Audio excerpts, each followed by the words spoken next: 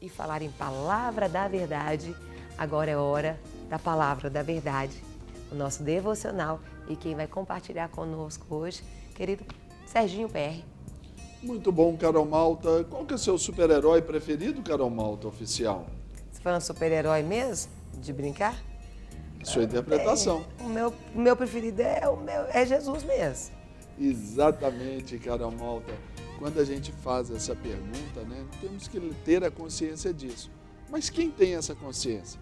Visto que a nossa natureza é sempre de procurar aí um super-herói, de procurar um ídolo.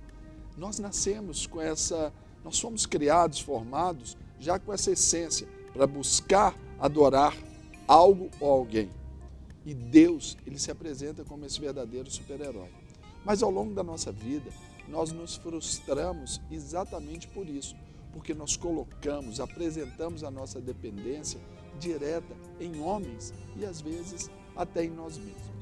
O texto que eu vou ler aí, que está na sua tela aí, vai passar para você, está em 1 Reis, capítulo 19, os versículos de 1 a 13.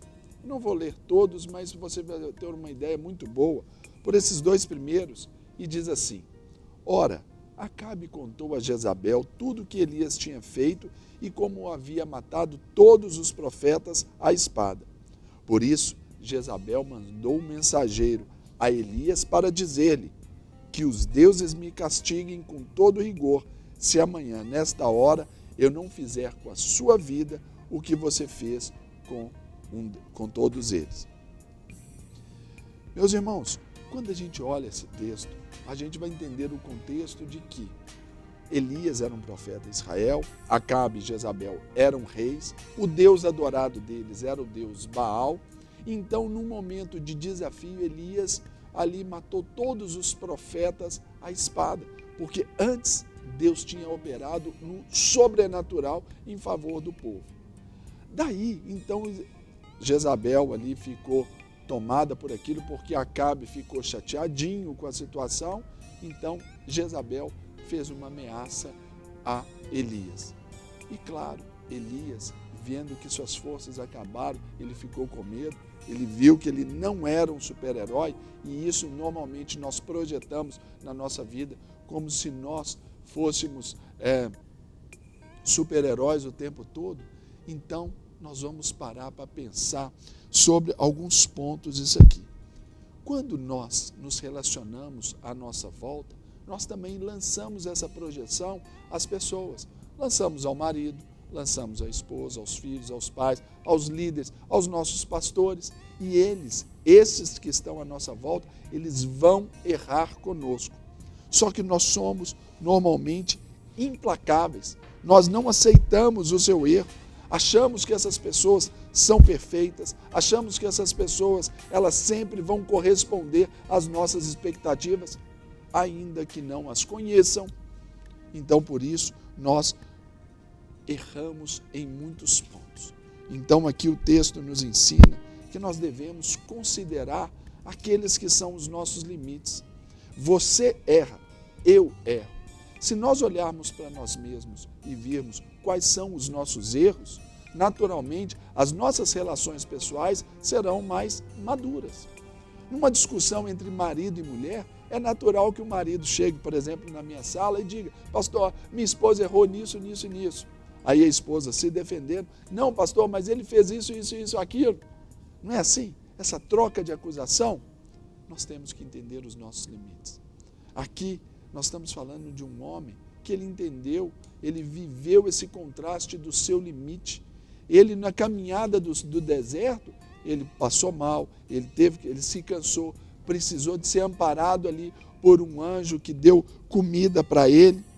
Então, nós temos limite. As pessoas que nós nos relacionamos têm os seus limites, têm os seus defeitos, elas têm as suas falhas. Então, nós precisamos entender, considerar e, às vezes, sim, em nome do bom senso, em nome do amor, em nome da boa convivência, nós precisamos passar por cima. Nós temos que considerar a história do outro. Por que aquela pessoa erra? Ela só está errando com a gente ou isso talvez veio lá de trás? Um marido que talvez é aquela pessoa tão fria com a esposa, por que ele está frio? será que já não é dele e da história? Será que ele aprendeu a amar lá atrás? Se a gente considera isso, as nossas expectativas, elas serão mais maduras. E aí nós vamos aprender com Elias, no versículo 9 ao 13, sobre o perdão e o amor, que é a forma da gente vencer isso aí. Se a pessoa erra conosco, mas nós entendemos, nós consideramos, passamos por cima, consideramos a história, nosso coração ele já se prontifica a perdoar. E o perdoar, depois, é estabelecer em amor, que foi o que Deus fez com ele aqui. Deus, ele perdoou Elias porque ele ficou lá. Deus me mata, Deus, eu não quero morrer, não tem mais ninguém. E Deus tratou Elias segundo o seu coração, não o coração de Elias, aquele coração ferido. Então, é preciso encarar, discutir, discutir ódio, rancor, responder mal. Isso não vai resolver nada nos nossos relacionamentos, porque isso vai nos fazer o quê? Um valor de juízo entre nós e a pessoa, talvez nos colocando acima do bem e do mal, a outra pessoa, às vezes, colocando abaixo da crítica. Então, nós precisamos ter essa maturidade para quê? Para a gente pensar em algumas coisas.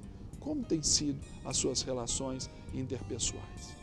Nós não somos super-heróis, nós erramos. E logo, se a gente vem com esse discurso sobre as nossas vidas, esse é o mesmo critério para com o nosso próximo, é o mesmo critério para com os nossos irmãos.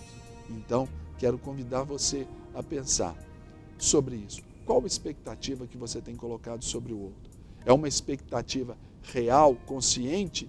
Ou é essa expectativa fascinante, imaginária, fantasiosa de um super-herói? Quem poderá nos defender? Seria o Chapolin Colorado? Seria o super-homem? Não.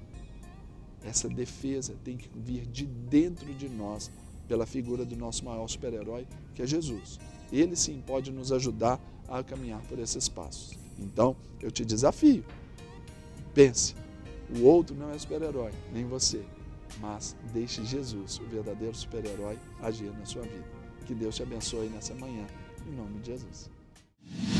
Para receber todas as novidades do canal, inscreva-se e se curtir o vídeo, clique em gostei. Aproveite para acompanhar a Rede Super nas redes sociais.